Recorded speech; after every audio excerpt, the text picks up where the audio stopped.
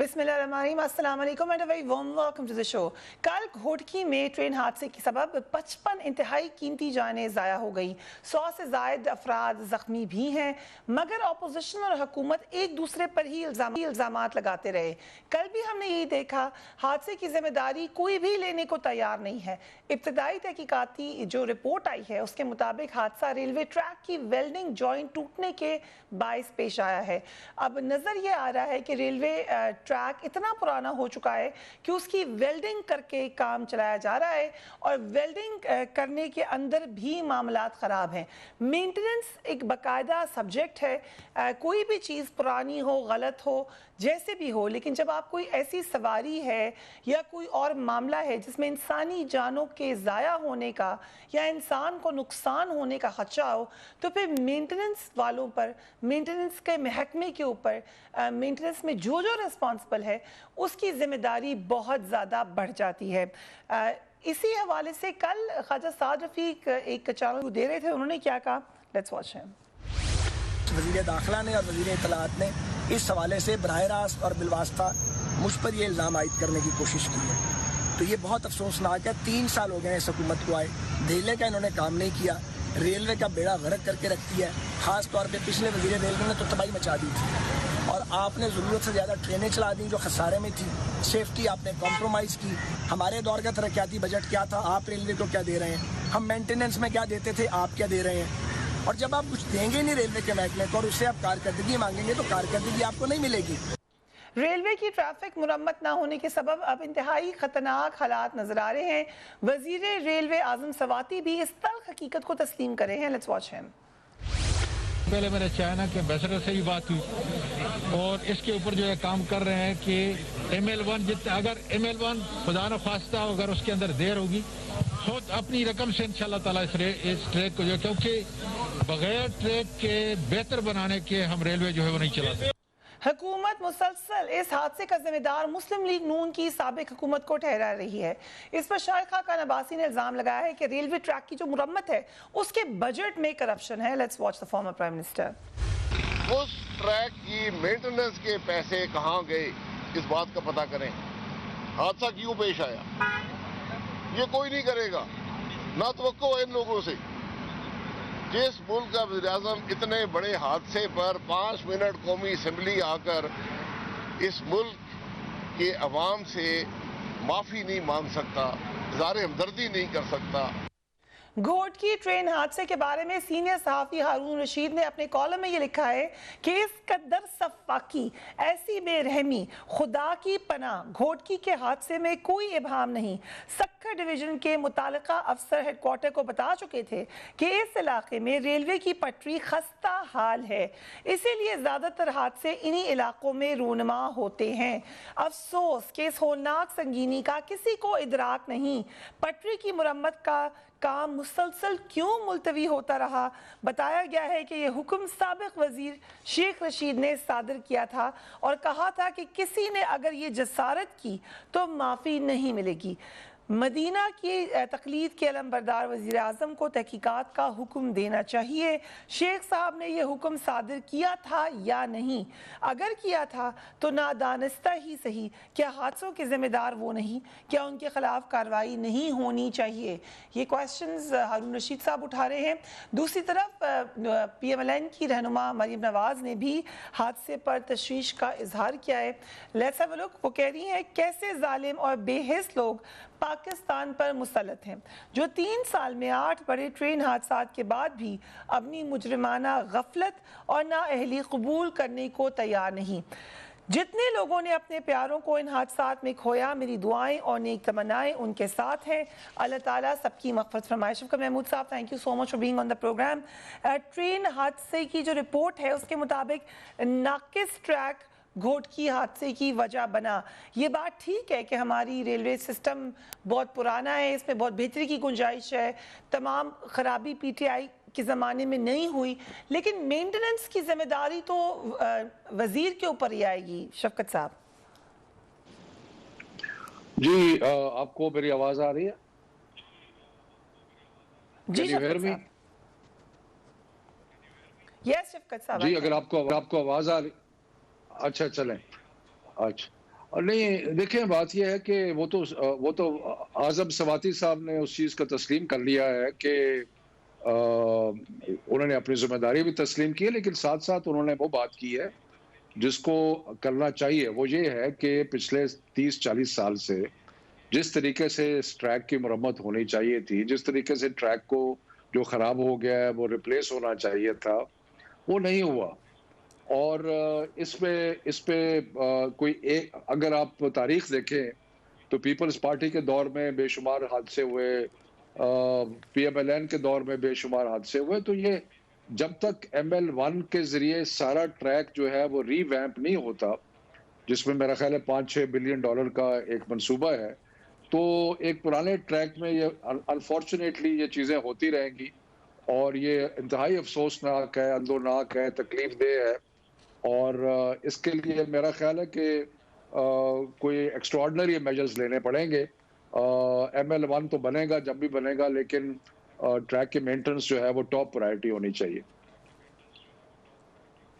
شوکت صاحب، مسلم لیگ نون کے دور میں جو سالانہ بجٹ تھا 43 ارب تھا ریلوے کا، آپ لوگوں نے آ کر اس کو 16 ارب کیا، اور اب پھر گزشتہ برس اس کو 24 ارب کیا گیا۔ ابھی تھوڑی دیر پہلے آپ نے سعد رفیق صاحب کی بات بھی سنی، وہ کیونکہ منسٹر رہ چکے ہیں ریلوے کا، ان کا بھی کہنا یہ ظاہر ہے جب پرانی ٹرینز ہیں، پرانے ٹریکس ہیں، تو آپ کو مینٹیننس پر زیادہ پیسے خرچ کرنے پڑیں گے۔ یہ رسک کہ کسی ایک شخص کی بھی جان چاہے جانتے ہوئے بھی کیسے لیا جا سکتا ہے، جبکہ ہم جانتے ہیں کہ ریپلیسمنٹ میں ابھی بڑی دیر ہے؟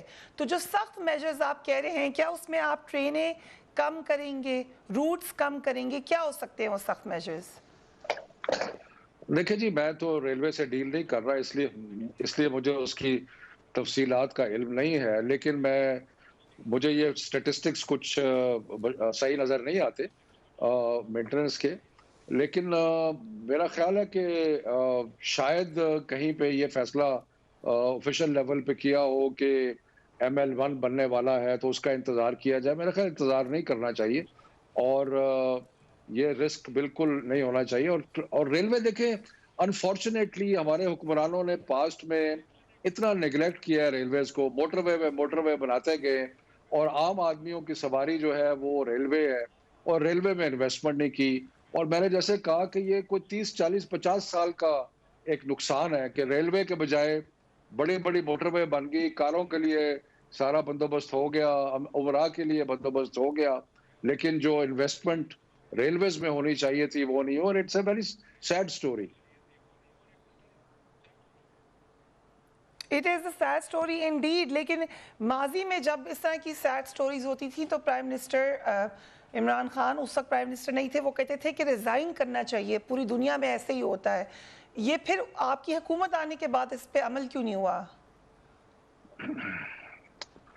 دیکھیں، اگر ریزائن کرنے والی بات ہوتی تو سعد رفیق کو میرا خیال ہے کوئی 24 دفعہ ریزائن کرنا چاہیے تھا۔ اس کے بعد مجھے یاد نہیں ہے کہ کون منسٹر تھے ریلویز کے پیپلز پارٹی کے ٹائم میں، ان کو بھی 16 دفعہ ریزائن کرنا چاہیے تھا۔ تو میرا خیال ہے کہ ہمیں آگے سوچنا چاہیے، بجائے الزام تلاشی کے اور کسی کے رزق کے، آگے بڑھنا چاہیے اور اس کی مینٹیننس اور ریپیئر کرنی چاہیے۔ سو یہ معاملہ ریزگنیشن کی ٹریڈیشن صرف امریکہ اور یونائٹڈ کنگڈم کے لیے چھوڑ دیں، ہمارے ملک میں نہیں ہو سکتا یہ؟ دیکھیں، بات یہ ہے کہ شفقت صاحب، آپ پش کرتے رہیں اس کو، جتنی دفعہ آپ چاہتے ہیں، 6 دفعہ پش کریں، 10 دفعہ پش کریں، پوائنٹ وہی ہے کہ جو حالات ہیں مینٹیننس کرنی بہت ضروری ہے اور اس کو کرنا چاہیے۔ Right, we will take up Tarik Fazal Chaudhry Saab and Qamar Zaman Kara will also join us right after a break. And welcome back. Dr. Tarik Fazal Chaudhry, thank you so much for joining us. کل فواد چودھری صاحب نے بھی اس حوالے سے تفصیلاً کہا کہ آپ لوگوں نے وقت نہیں دیا کسی بھی ادارے کی بہتری کی طرف۔ ہم نے آج رپورٹس بھی نکلوائی، حادثات اس زمانے میں بھی بہت ہوتے تھے، حادثات ابھی بھی ہوئے چلے جا رہے ہیں، تو یہ کس طریقے سے بہتر ہوگا ریلوے کا نظام؟ بسم اللہ الرحمن الرحیم۔ بہت شکریہ فریہ۔ دیکھیں، سب سے پہلے تو میں دلی دکھ اور افسوس کا اظہار کرتا ہوں کہ انتہائی قیمتی انسانی جانوں کا نقصان ہوا، ایک بہت المناک ریلوے کا حادثہ ہوا، اور اس میں جو کافی لوگ جو شدید زخمی تھے، پہلے کوئی 40 کے قریب کی اطلاع تھی، میں تو کہوں گا کہ یہ شہید ہیں، شہداء ہیں، لیکن اس کے بعد اب تو تعداد خاصی بڑھ چکی ہے، کئی زخمی جو ہیں وہ بھی اللہ کو پیارے ہوئے ہیں، اللہ تعالیٰ ان کے درجات بلند کرے اور ان کے تمام جو اہل خانہ ہیں ان کو صبر جمیل عطا فرمائے۔ دوسری بات یہ جی کہ جو بیان فواد چوہدری صاحب کا آپ نے کہا ہے، میں سمجھتا ہوں کہ انتہائی افسوسناک اور انتہائی قابل مذمت ہے۔ دیکھیں یہ حادثے جو ہوتے ہیں یہ قومی سانحہ میں کہتا ہوں کہ ان کو ہم کہتے ہوتے ہیں، اور اس کے اوپر آپ کا ایک لفظ جو ہوتا ہے وہ پوری قوم منتظر ہوتی ہے کہ کس طرح، خاص طور پر جب آپ حکومت میں ہوتے ہیں تو آپ اس واقعے کے بارے میں کیا آپ کے احساسات ہیں، حکومت کیا سوچ رہی ہے، اور ظاہر ہے یہ کسی نہ کسی کی غلطی ہے، اور بجائے اس بات کے کہ آپ ان لوگوں کا تعین کریں ادارے کے اندر جن کی غلطی سے اتنی قیمتی انسانی جانیں، یعنی یہ میں کہوں گا کہ دیکھیں ہر خاندان کے اندر آپ کو اللہ تعالیٰ کی ذات سب کو محفوظ رکھے، اس طرح کے دکھ دیکھنے کو ملتے ہیں۔ میرے کہنے کا مطلب یہ ہے کہ یہ انسان سوچ سکتا ہے کہ جس کا پیارا اسے بچھڑ جائے کتنی ہی، اور اس میں کئی لوگ ایسے ہوتے ہیں، نوجوان بچے آپ نے دیکھے ہیں، اور فیملی کے واحد کفیل ہوتے ہیں لوگ جو ہے وہ سفر کر رہے ہوتے ہیں، تو آپ ان کے زخموں پہ نمک چھڑکتے ہیں اس طرح کے بیان دے کے۔ یا اداروں میں اندر ایسے لوگوں کا تعین کریں، ان کو سخت سے سخت سزا دی جانی چاہیے تاکہ آئندہ ایسے جو حادثات ہیں ان کا تدارک کیا جا سکے، بجائے اس کے کہ آپ اس طرح کے بیانات دیں جو افسوسناک ہے، شرمناک ہے کہ جناب وہ ٹرین بن گئی، وہ جناب فلاں اس کا پچھلی حکومتیں ذمہ دار ہیں۔ یعنی یہ کوئی بات ہے، یہ کوئی سیاست ہے؟ ان حادثات کے اوپر ہی اگر آپ سیاسی بیان دیں گے تو یہ انتہائی قابل مذمت ہے۔ اور دیکھیں آپ، میں کہوں گا کہ ان کے پیارے تو ان کو واپس نہیں لا کے دے سکتے، لیکن کم از کم ان کے زخموں پہ مرہم تو رکھ سکتے ہیں، ایسے بیان تو دے سکتے ہیں کہ تاکہ کسی کو کوئی تسکین ہو، لیکن کسی کو ٹھیک ہے، یہ بات آپ کی ٹھیک ہے کہ سینسٹیوٹی ضروری ہے، لیکن ڈاکٹر طارق صاحب کسی نے تو اس کو آغاز کرنا ہے، ابھی بھی کوئی گارنٹی تو کوئی بھی نہیں دے سکتا کہ آئندہ حادثہ نہیں ہوگا، کیونکہ یہ سسٹم پرانا ہے، یہ طریقہ کار، اس کو شدید اوورآل کی ضرورت ہے، تو وہ کس طریقے سے ٹھیک ہوگا؟ دیکھیں جب ہم بات کرتے ہیں سسٹم کی تو نہ پرائیورٹی آپ کی نظر آئی نہ ان کی نظر آئی۔ مجھے واقعی بڑے افسوس کے ساتھ یہ بات کہنی پڑتی ہے کہ اگر کوئی شخص کسی انسان کی جان لیتا ہے، کسی کو قتل کرتا ہے، ناحق کسی کو مارتا ہے، تو اگر اس کو 2 سے 3 مہینے کے اندر سزائے موت مل جائے، جو ہمارا شریعت میں بھی ہے اور پاکستان کے قانون میں بھی ہے دفعہ 302، تو اس کے بعد آپ یقین کریں کہ اس طرح کے واقعات جو ہیں وہ نہ ہونے کے برابر ہوں۔ لیکن آپ دیکھتے ہیں کہ اس طرح کے قاتلوں کو 18-20 سال تک انصاف لوگوں کو نہیں ملتا، وہ دندناتے پھرتے ہیں، تو یہ واقعات آئے دن آپ دیکھتے ہیں۔ اسی طرح یہ جو حادثات ہیں، اگر اس میں جن لوگوں کی غفلت سے اس طرح کے حادثات ہوتے ہیں، اگر انہیں سزا مل جائے پھر یہ حادثات نہ ہوں۔ لیکن میں آپ کو بتا رہا ہوں کہ ہم ان لوگوں کے تعین کرنے کی بجائے ان واقعات اور ان حادثات کو بھی ہم سیاست کی نظر کرتے ہیں، جس طرح یہ آپ کے سامنے اس حادثے کے بعد ہو رہا ہے، اور اس کی ذمہ داری سابق وفاقی وزیر ریلوے پہ ڈالی جا رہی ہے، سابقہ حکومتوں پہ ڈالی جا رہی ہے۔ عجیب و غریب، کوئی کہہ رہا ہے اللہ کا شکر ہے پہلا حادثہ ہے، یہ بیانات ہم نے کبھی بھی نہیں سنے کہ اس طرح کی یہ جو انسینسٹیوٹی تھی۔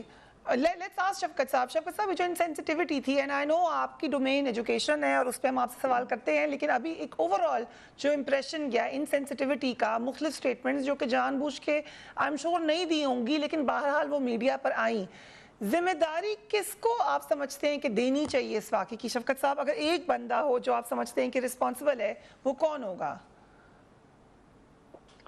دیکھیں ایک بندہ رسپانسبل نہیں ہے، اور یہ جو سٹیٹمنٹس آئی تھی، میں کل نیشنل اسمبلی میں موجود تھا، وہ اس کو خاص طور پہ نون لیگ جو کہ ڈاکٹر فضل کی نہیں لیکن نون لیگ سارے لوگ ایسے ہیں جن کی خواہش ہوتی ہے ہر چیز کو پولیٹیسائز کرنے کی، اور انہوں نے کل بھی اس کو کوشش کی پولیٹیسائز کرنے کی، جس کی وجہ سے تلخی پیدا ہوئی اور پھر ان کو جواب بھی سننا پڑا۔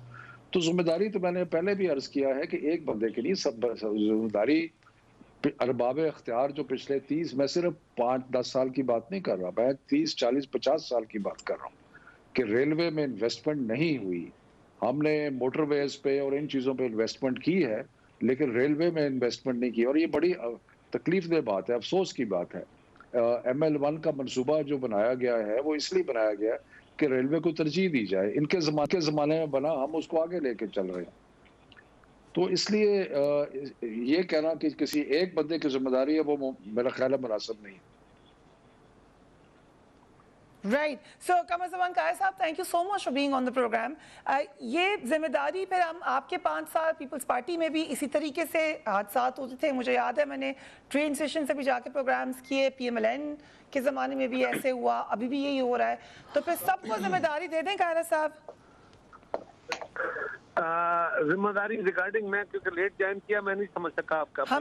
ہم ریلوے کے حادثات کی ذمہ داری کی بات کریں. دیکھیے فریہ بات یہ ہے کہ پاکستان ریلوے کا حادثہ بہت خوفناک, بڑا افسوسناک, پہلے تو ان خاندانوں کے ساتھ افسوس کا اظہار ہے. دوسرا یہ ہے کہ اس میں ریلوے ابھی تک جو رپورٹیں آئی ہیں, جو بظاہر خبریں ہیں, وہ ریلوے افسران کی نیگلیجنس ہے اس میں واضح طور پر. اگر ڈی ایس نے کہا تھا اور اس کی مینٹیننس نہیں ہوئی تو یہ قصوروار ہے. اب ریلوے کو زیادہ پیسے ملنے چاہیے, اس میں کوئی شک نہیں ہے. گورنمنٹ کے پاس اتنا پیسہ اویلیبل ہے, آنسر از نو. نہیں ہے تو پھر کیا کیا جائے. بہت ساری مجبوریوں کے باوجود آپ لوگوں کی جانوں سے تو نہیں کھیل سکتے. تو میں بالکل یہ نہیں کہوں گا کہ آج ریلوے اچانک خراب ہو گئی اور یہ ٹریک اچانک خراب ہو گیا. اس سے پہلے بھی ہمارا بوسیدہ ٹریک اور پرانے جو کوچز ہیں ان کی وجہ سے ہمارے دور میں بڑا چیلنج تھا کہ ہم سے پہلے ٹائملی انجن نہیں خریدے گئے. ہم نے وہ انجن خریدے, وہ ہمارے ٹینور کے اینڈ پہ آ کے پہنچے. جب وہ سعد رفیق صاحب وزیر بنے, مسلم لیگ کی گورنمنٹ آئی تو وہ آ چکے تھے انجن. اس سے کارکردگی بہتر ہو گئی, بوگیاں آ گئی, کارکردگی بہتر ہو گئی, سسٹم امپروو ہوا. انہوں نے جو کام کیا تھا اس کو آگے بڑھانا ضروری تھا. ہر گورنمنٹ اپنے دور میں اتنے بڑے اداروں کو نہ مکمل طور پہ ٹھیک کر سکتی ہے, نہ ایک دم ان کی کارکردگی بگڑ سکتی ہے. میں یہ بھی کہہ رہا ہوں کہ بگڑ بھی ایک دم نہیں سکتی. بٹ سوال یہ ہے کہ اس وقت یہ جو صورتحال ہے اس میں ہم ان سے کہیں, ویسے تو وزیر اعظم صاحب بڑے نظارے مارا کرتے تھے اور لوگوں سے استعفے مانگا کرتے تھے. میں نہیں سمجھتا کہ وزیر سے استعفا مانگنا بڑا جائز کام ہوگا, اس لیے کہ وزیر کو کوئی بڑا اعلیٰ ادارہ نہیں ملا جس سے اس کی ذمہ داری ڈائریکٹلی بنے. ہاں, خان صاحب کے خیال کے مطابق اگر دیکھا جائے تو وزیر رسپانسیبل ہونا چاہیے, لیکن میرا خیال یہ ہے کہ ریلوے کا ٹریک بہت بوسیدہ ہے, صورتحال وہاں بڑی خراب ہے, اور اللہ کرے کہ ہم کسی اور امتحان سے نہ گزریں. آمین. وہ ریلوے کو اسپیشل پرائرٹی پرائم منسٹر کی طرف سے ملنی چاہیے. بڑی اہم بات آپ نے کی, اور کیونکہ بڑی سیریس ڈسکشن یہاں پہ ہوئی ہے تو کنکلوژن ہم نے دیکھا بلیم گیم سے نکل کر اس طرف ہے کہ اس کی بہتری کی طرف جایا جائے بجائے اس کے کہ آپس میں بلیم گیم کیا جائے. جی قاہرہ صاحب, کل ایک پروگرام میں تھے, خواجہ سعد رفیق صاحب بھی اس میں تھے. جی, خواجہ صاحب نے بڑا اچھا, بڑے دل کا مظاہرہ کرتے ہوئے انہوں نے کہا کہ یوں تو ہم گورنمنٹ کے بڑے سخت خلاف ہیں, اس میں کوئی شک نہیں ہے, لیکن انہوں نے کہا کہ میرا جو ایکسپیرینس ہے میں اپنے ایکسپیرینس کو ان کے ساتھ شیئر کرنے اور ان کے ساتھ بیٹھ کے ریلوے کی صورتحال کی امپروومنٹ کے لیے بالکل تیار ہوں. اور اس کے لیے پارلیمان کی کمیٹیاں جو ہیں وہ بڑا اعلیٰ ادارہ ہے, یہ کمیٹیوں کا اجلاس بلائے, جوائنٹ سیٹنگ کر لیں دونوں کمیٹیوں کی, ان کیمرہ سیٹنگ کر لیں, ہم اس پہ بیٹھ کے رائے دیتے ہیں. گورنمنٹ کے لوگ بھی ہوں, وزارت کے لوگ بھی ہوں, اور اپوزیشن کے لوگ بھی ہوں جو اس کے متعلقہ رہے ہیں, تو اس سے مشاورتی عمل کے ذریعے فیصلے کیے جائیں اور اس کو ریکوائرڈ فنڈ کے ارینجمنٹ کیے جائیں, تبھی ایک صورت بہتر بن سکتی ہے. شفقت محمود صاحب, کیا آپ نے سنی یہ سجیشن, کیا یہ قابل قبول ہو سکتی ہے؟ بالکل ہونی چاہیے قابل قبول, اس میں کون سی بات ہے. میرا خیال ہے کہ ہم تو کئی چیزوں میں ہم نے کہا ہے کہ اپوزیشن اور ہم مل کے بیٹھ کے طے کریں, تو ساری پارلیمنٹ کی جماعتیں, اور بالکل قاہرہ صاحب نے صحیح کہا کہ جو ریلوے کی نیشنل اسمبلی کی اور سینٹ کی کمیٹیز ہیں وہ مشترکہ طور پہ بیٹھ جائیں, اس میں ساری پارٹیز موجود ہیں, اور اس میں اسپیشل انویٹیشن دے دیں سعد رفیق صاحب کو اگر اس میں ممبر نہیں ہے, اور اس کے علاوہ اور بھی کوئی تجربہ جو رکھتے ہیں, بیٹھ کے سوچیں کہ کیا آگے کس طرح چلنا ہے, کہ کیا ہم نے سارے ٹریک کے نئے ہونے تک انتظار کرنا ہے, کیا اس سے پہلے خطیر رقم لگا کے ریپیئر کر دی جائے تاکہ جب وہ بنے گا. تو یہ فنڈامنٹل فیصلے ہیں, یہ کرنے پڑیں گے بیٹھ کے مل جل کے. Very interesting debate. दूसरी तरफ पीपल्स पार्टी और मुस्लिम लीग नून में दूरियां बढ़ती जा रही हैं। अब तो नौबत ये आ गई कि दोनों जमातें हुकूमत से ज़्यादा एक दूसरे को तनकीद का निशाना बना रही हैं। कौमी असम्बली से एक दूसरे के खिलाफ वॉकआउट किया गया। कल कौमी असम्बली में कुछ ऐसा ही मंजर देखने में आया जब एहसन इकबाल ने CPAC के हवाले से बात करने की कोशिश की। Let's watch him. मैंने ये फ्लोर बहुत शुरू से आपसे रिक्वेस्ट कर रहा था, और मैं कोई इतना छोटा भी नहीं, माशाल्लाह 6 फुट 2 इंच मेरा कद है कि आपकी नज़र से मैं ओझल हो जाऊं। और अपोजिशन की सबसे बड़ी जमात है जिसको आप मुसलसल नज़रअंदाज करते हैं, तो ये हमारा हक है, इसमें कोई बेजा बात नहीं है। इस पर बिलावल भुट्टो बरहम हो गए। उन्होंने क्या कहा उनको भी देख लीजिए। सर ये कागजी ओहदेदार है, इसका कोई हैसियत ही नहीं है। ये पता नहीं क्यों आपके सामने ऐसे बात कर रहे हैं। मेरा कोशिश ये है कि इस नेशनल असेंबली को थोड़ा सा तवज्जो दिलवा दो। एक इतना बड़ा वाकया हुआ है, जनाबी मिनिस्टर साहब खड़ा हो जाता है, कोई कागजी ओहदेदार नून लीग का खड़े हो जाता है, वो सिर्फ और सिर्फ अपनी सियासत चुकाने के लिए खड़े हो जाते हैं। डॉक्टर तारिक फजल चौधरी, ये हुकूमत को टफ टाइम देना था, आप लोगों ने मिलकर, ये आप एक दूसरे को टफ टाइम दे रहे हैं। देखिए जो बयानात अब दिखा रहे हैं जी, ये मैं दोबारा ये बात कहूँगा कि जब इस तरह का कोई कौमी सतह का सानिया होता है तो इस तरह के जो बयानात होते हैं, जैसे देखें आज अपने प्रोग्राम में भी आपने इसको हिस्सा बनाया और इस पर बहस हो रही है, ये अफसोसनाक है। इस तरह की बात अपोजिशन का बिलखुसूस एक दूसरे के ख़िलाफ़, हुकूमत के ख़िलाफ़ भी जो अभी बात हुई है, सिर्फ तनकीद बनाई, तनकीद बहुत सारी बातों के ऊपर होती भी होगी, लेकिन इस तरह के हसास मामलात के ऊपर फैक्ट्स पे बात, इदारों की भलाई, और इदारे सब के होते हैं, ना वो अपोजिशन के हैं ना वो गवर्नमेंट के हैं। गवर्नमेंट बदलती रहती है लेकिन इदारे इस निज़ाम की का हिस्सा हैं, पाकिस्तान के अवाम की खिदमत करने के लिए बनाए जाते हैं। लिहाजा कोई भी अगर हिस्सा उसमें अपोजिशन भी डाल सकती है, जैसे अभी ख्वाजा साद रफ़ीक साहब की बात की गई, तो मैं समझता हूँ कि उन्होंने बड़े दिल का भी मुजाहरा किया, जैसे कारी साहब ने कहा, और उन्होंने ज़िम्मेदारी का मुजाहरा किया। उन्होंने एक ज़िम्मेदार पाकिस्तानी होने का मुजाहरा किया कि, और अल्लाह के फजल से आपने देखा कि उनके दौर में, यानी हमारे दौर में रेलवे के अंदर बेहतरी लाई गई, उस इदारे के अंदर रिफॉर्म्स की गई, और अगर वो अपने उस तजर्बे से मौजूदा दौर में भी रेलवे को किसी भी हैसियत से फ़ायदा पहुँचा सकते हैं तो ज़रूर पहुँचाना चाहिए। ये स्पिरिट होनी चाहिए, ना कि ये बयानात कि हम एक दूसरे को कहेंगे। कोई रेवोल्यूशनरी रिफॉर्म तो नहीं आई थी डॉक्टर साहब, लेकिन यस, अब इकट्ठे बैठने वाली बात अच्छी है। कम टू यू कारी साहब, पीपल्स पार्टी और नून लीग के रहनुमाओं के दरमियान जो तल्ख कलामी है, ये अब आगे की तरफ जानी है या ये ठीक होगी? तल्ख कलामी नहीं होनी चाहिए, ये अच्छी सूरत हाल नहीं है। आपस में वर्किंग रिलेशनशिप अपोजिशन की जमातों का बेहतर होना चाहिए, लेकिन मैं एक बात किसी ब्लेम गेम में नहीं पढ़ना चाहता। एक गुजारिश करूं कि जब से हमारे आपस में ताल्लुकात में तनाव आया है, आप जरा गौर कीजिए। मैं बहुत सारे प्रोग्राम्स के अंदर ये बात कह चुका हूं कि अगर किसी को शक और गुमान हो कि ये पीपल्स पार्टी का इनिशिएटिव है, तो मैं बिल्कुल इसकी तरदीद करता हूं, और मैं बैठ के इस पर बात करने को तैयार हूं कि जब भी गुफ्तगू का आगाज हुआ है, वो अनफॉर्चुनेटली दूसरी तरफ से हुआ, उसके जवाब में हमसे भी तल्खियां हुई, हमसे भी तल्ख बातें कही, बहुत तल्ख हुई।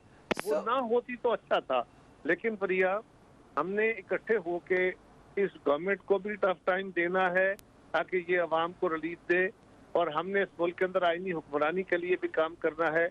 वो तमाम जमातें जो आइन पे बिलीव करती हैं, उनको इकट्ठे होके ही, ये एक बड़ा मुश्किल सफर है, ये कोई एक जमात अपने तौर पे चैंपियन नहीं बन सकती इसकी, मेरे ख्याल में। तो जो बात सबको मिलना पड़ेगा, इकट्ठे होना पड़ेगा, और जब कल फिर हम इकट्ठे होंगे तो हम एक दूसरे के सामने शर्मसार से होंगे।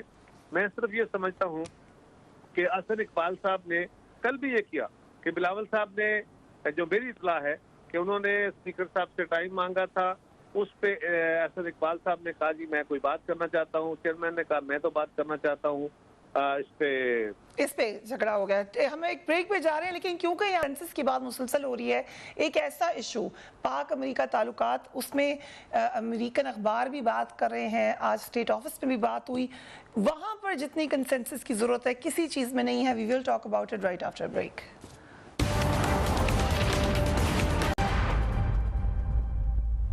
And welcome back. اس وقت ہمارے خطے میں ایک انتہائی اہم تاریخی تبدیلی ہونے جا رہی ہے. 2 ماہ بعد امریکی افواج افغانستان سے نکل جائیں گی, لیکن اس انخلا کے بعد خطے کے امن کے لیے شدید خطرات منڈلا رہے ہیں. ماضی میں جو کچھ ہوا وہ بھی نظر آ رہا ہے, فیوچر کے بارے میں کوئی سرٹنٹی نہیں ہے.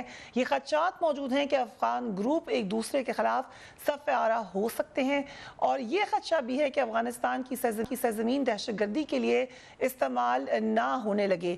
اسی لیے امریکہ افغانستان کے پڑوس میں امریکی اڈوں کی تلاش میں ہے. کچھ جرنلسٹ ابھی کچھ عرصہ پہلے افغانستان سے بھی ہو کر آئے ہیں. وہ وہاں کی گراؤنڈ ریالٹی یہ بتاتے ہیں کہ لوگوں کے اندر بھی یہ انسرٹنٹی موجود ہے. امریکی اڈوں کے حوالے سے پاکستان کی طرف سے تردید کی گئی, کہا گیا کہ ہمارا ایسا کوئی اڈے دینے کا کوئی ارادہ نہیں ہے, لیکن اس کے باوجود امریکہ سے بار بار خبریں آ رہی ہیں جو امپلائی کر رہی ہیں کہ بات چیت جاری ہے. اس بارے میں کل جب امریکہ کے قومی سلامتی کی مشیر جیک سلیون سے سوال پوچھا گیا تو انہوں نے کیا پوچھا. Can you bring us up to speed on where are the negotiations with Pakistan, and would the United States like to have a drone base in Pakistan? So I'm not going to get into the details of our negotiations with Pakistan. I will only say this. We have had constructive discussions in the military, intelligence, and diplomatic channels with Pakistan about the future of America's capabilities to ensure that Afghanistan never again becomes a base from which Al-Qaeda or ISIS or any other terrorist group can attack the United States. And what I will say is that we are talking to a wide range of countries. So, شوکت محمود صاحب, یہ کیوں بار بار یہ بات امریکی حلقوں کی طرف سے ہی اٹھائی جا رہی ہے؟ دیکھیں, امریکی حلقے اس لیے اٹھا رہے ہیں کہ ان کا ایک بڑا مشکل فیصلے ان کو کرنے پڑ رہے ہیں. انہوں نے وِڈرا کیا ہے, جو اہداف تھے ان کے وہ پورے نہیں کر سکے, اور اب وہ اپنے جو مفادات ہیں ان کے تحفظ کے لیے کوشش کر رہے ہیں کہ کہیں ان کو جگہ مل جائے. پاکستان میں نہیں ملے گی کسی اڈے کے لیے. یہ پاکستان کا ایک اٹل فیصلہ ہے اور اس کو کنوے بھی کیا جا چکا ہے. ان کو سہولت یہ ضرور دی گئی ہے کہ وہ پاکستان کی ایئر سپیس یوز کر لیں, لیکن اس کے علاوہ کلیئرلی بار بار فارن آفس نے اس کی تردید کی ہے. تو اس کو بار بار کرنے کا مجھے کوئی اس سوال کا فائدہ اس لیے نظر نہیں آتا کہ بار بار تردید ہو چکی ہے. سو یہ اب اٹل فیصلہ ہے کہ کوئی کسی قسم کا اڈا اسسٹنس نہیں دی جائے گی اپارٹ فرام ایئر اسپیس. جی, میں نے جیسے کہا کہ کم از کم کوئی 6 دفعہ تو فارن آفس اس کے بارے میں آفیشیل بیان جاری کر چکا ہے. تو اب اس کے بعد کیا اور ایشورنس چاہیے مجھے نہیں پتا. میں پھر آپ کو اگر میرے سے چاہیے تو میں بھی دے دیتا ہوں. آپ تھینک یو شفقت صاحب. صرف جو اخبارات ہیں انہی کی سنپٹس آگے رکھیں. I'll come to you, doctor Tariq. امریکی اخبار نیو یارک ٹائمز, جس کی سٹوری کل بار بار ڈسکس ہوئی, وہ بھی یہ کہہ رہے ہیں, ایک تو خفیہ دورے کی وہ بات کر رہے ہیں اپنے ڈائریکٹر CIA کی, اور کہہ رہے ہیں افغانستان سے امریکی فوج کے انخلا نے CIA کے لیے وہاں انٹیلیجنس جمع کرنے, جنگ لڑنے اور انسداد دہشت گردی کی کارروائیوں کو برقرار رکھنے کے لیے نئے راستے تلاش کرنے پہ مجبور کر دیا ہے. جو 2 آپشنز کی وہ بات کرتے ہیں, ایک رشیا ایک پاکستان, کیا یہ ایک مجبوری بن گئی ہے امریکہ کی کہ وہ بار بار یہ خبریں اپنے اخبارات میں پرنٹ کرے یا اٹھائے, کیونکہ ان کو یہ اڈے بہرحال چاہیے؟ دیکھیے, 2-3 باتیں ہیں جن کا میں سمجھتا ہوں کہ ان پہ بات ہونی چاہیے. پہلی بات تو یہ ہے کہ افغانستان جو کہ ہمارا ایک برادر اسلامی ملک ہے, اس کے پاکستان کے کردار کے حوالے سے میں نہیں سمجھتا کہ وہ جائز ہیں, لیکن جو تحفظات اٹھائے جاتے ہیں ان کے اوپر کھل کے بات ہونی چاہیے. پاکستان نے جتنا بوجھ اٹھایا ہے افغانستان کے اندر, جو لڑائی ہوتی رہی اور جو افغانی جو ہیں وہ مہاجر بن کے بھی آئے, اور اس کے بعد افغانستان کے اندر جو کہ ہمارا ان کے ساتھ ہزاروں کلومیٹر ایک بارڈر ہے, پورس بارڈر ہے, اس کے جو امپیکٹ ہماری سوسائٹی کے اوپر آئے, ہماری معیشت کے اوپر آئے, دنیا کے کسی ملک کے اوپر نہیں آئے. لیکن اس کے باوجود اگر ان کو کچھ تحفظات ہیں تو کیوں ہیں؟ بجائے احسان مند ہونے کے الٹا وہ ہمارے اوپر اس طرح کی باتیں کریں. اس پہ بات ہونی چاہیے اور سنجیدہ بات ہونی چاہیے. دوبارہ میں کہوں گا, قطع نظر گورنمنٹ ہے یا اپوزیشن ہے, اس کے اوپر جو ہے یہ کوئی سیاسی بات نہیں ہے. دوسری بات یہ جی کہ امریکنز اس سے پہلے ماضی میں بھی یہ باتیں ہوتی رہی ہیں جناب, کوئی اڈے نہیں دیے گئے, کوئی جگہ نہیں دی گئی, بعد میں پتہ چلتا رہا نہیں. ड्रोन्स के हवाले से ये सारी गुफ्तगू होती रही, एतराज़ात उठाए जाते रहे। तो ये एक मैं समझता हूँ कि कौम जानना चाहती है कि अगर किसी हवाले से कोई जगह, कोई भी पाकिस्तान की सरजमीन, अड्डा, कोई रिसोर्सेज अगर किसी दूसरे मुल्क के इस्तेमाल में आते हैं बिल वास्ता बिला वास्ता, तो ये ओपन सीक्रेट होना चाहिए, कौम को पता होना चाहिए। ये बातें जनाब के 5 साल बाद कोई इंकशाफ करे कि नहीं वो जो 5 साल पहले जो बात हुई थी और उसके बाद उसकी तरदीद की गई थी वो असल में तो हकीकत थी, ये बातें ख़त्म हो जानी चाहिए। आपको नई हुकूमत से डर लग रहा है कि वो ना करे जो पिछली हुकूमतें करती रही हैं? आपको नई हुकूमत से ये डर है या खदशा है कि वो ना हो जो पिछली हुकूमतों में हो चुका है? देखिए, इसमें बहुत सारे मामलात ऐसे हैं फरिया, जो मैं समझता हूँ कि हमारी जो सिक्योरिटी के इदारे हैं, जो हमारी लॉ इन्फोर्सिंग एजेंसीज़ हैं, जो हमारे मुल्क की दाखिला और खारजा दोनों जो सिक्योरिटीज़ हैं, उनको पार्लियामेंट के साथ, सियासी जमातों के साथ, गवर्नमेंट के साथ मिल के ये मामलात जो हैं अच्छे तरीके के साथ सेटल होने चाहिए। कि मैं नहीं समझता कि इसमें कोई भी बात ऐसी, अगर ये सारे बैठेंगे या कोई सिक्योरिटी के इदारे ऐसे हैं कि जो मुल्क की सलामती के खिलाफ कोई कदम उठाएंगे, लेकिन ये जो अभाम होता है इससे बहुत सारे सवालात जन्म लेते हैं। ठीक है, इनके जवाबात जो हैं वो मुनासिब तरीके से दिए जाने चाहिए। और सिचुएशन जो है साहब, हम एक ब्रेक पे जा रहे हैं, उसके बाद कारा साहब से भी पॉइंट ऑफ व्यू लेते हैं। और हमारे ये बात डिस्कस हुई जब जनरल एजाज अवान ने एक हमें बात बताई, वो भी हम आपको दिखाएंगे राइट आफ्टर ब्रेक।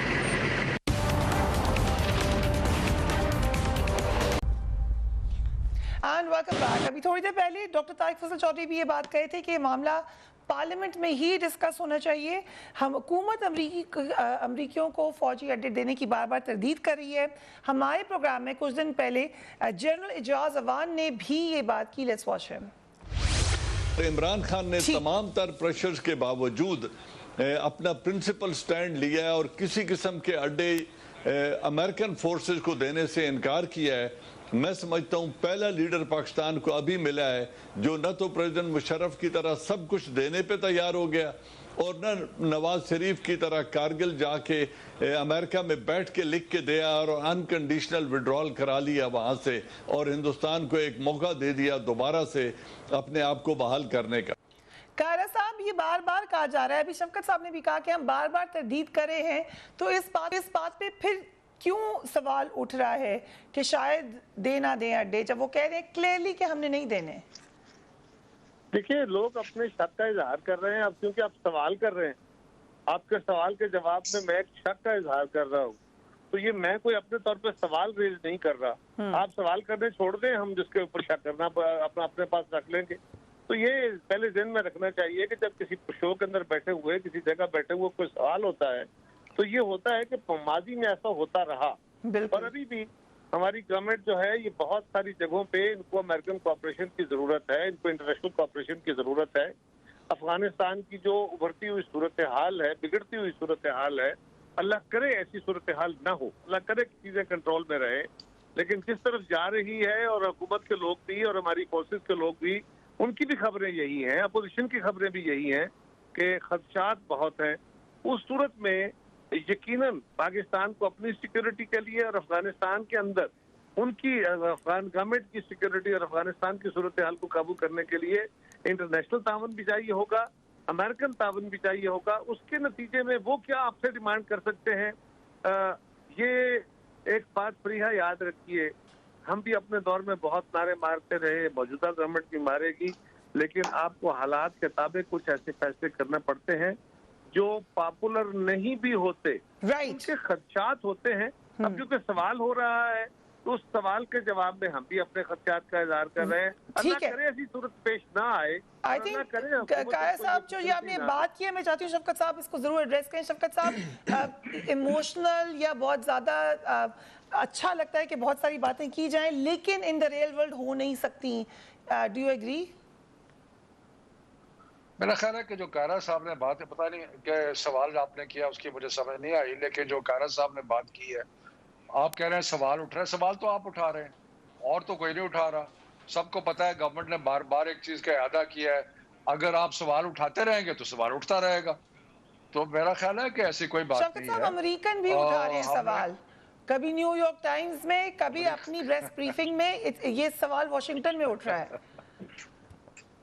सवाल वाशिंगटन में उठेगा, लेकिन मैं आपको एज ए गवर्नमेंट मिनिस्टर कह रहा हूं कि आपको फॉरेन ऑफिस ने भी बार बार तरदीद की है, मैं भी तरदीद कर रहा हूं, आप उठाते रहे सवाल। शफकत साहब, हमें आपके अल्फाज पे एतबार करना चाहिए, हम करेंगे, लेकिन हमारा माजी ऐसा है और कमजोर कौमों के माजी में जो बातें होती हैं ताकतवरों के मुताबिक उसको फैसले बाज़ करने पड़ते हैं, नारे अपनी जगह रह जाते हैं। मैं तो कह रहा हूँ अल्लाह करे इसकी जरूरत पेश ना आए। आमीन। लेकिन कायरा साहब, मैंने तो टीवी के टिकर पे देखा था कि शमसी एयरबेस हमने दिया हुआ था अमरीकियों को। ये तो मेरी अपनी कहानी है, पहली दफा मुझे तब पता चला था। आई डोंट नो आप लोगों को पता चला? मैं ज्यादातर